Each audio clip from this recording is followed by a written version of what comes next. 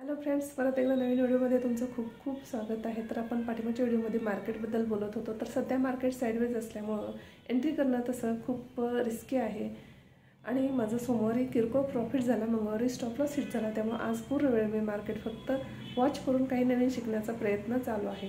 कारण सध्या डिसेंबर आहे, काही रूल्स चेंज झालेले आहेत, त्यामुळे मार्केट कसं असेल काहीही सांगता येत नाही। जर आपण पाठीमागचा लॉस बुक करायचं म्हणून जर एंट्री केली तर नक्कीच आपण परत लॉस करू शकतो। त्यापेक्षा कधीही चांगलं की वॉच करून काहीतरी नवीन शिकलेलं बरं।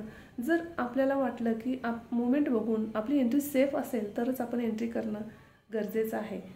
जर आपल्याला नाही वाटलं की नाही आपला पाठीमागचा लॉस कव्हर करायचा आहे म्हणून एंट्री केली तर नक्कीच आपण 99% लॉसच बुक करू शकू। त्यापेक्षा कधीही चांगलं की शांत राहून आपलं कॅपिटल सिक्युअर केलेलं योग्य आहे। कारण मार्केट आज नाही तर कायमच असणार आहे, आपण नसलं तरी मार्केट असणार आहे। त्यामुळे काही करून लॉस बुक करण्यापेक्षा शिकून नक्कीच एंट्री केलेली कधीही चांगलं। तर तुमचा अनुभव काय आहे मार्केटमधला सध्याचा ते नक्कीच सांगा।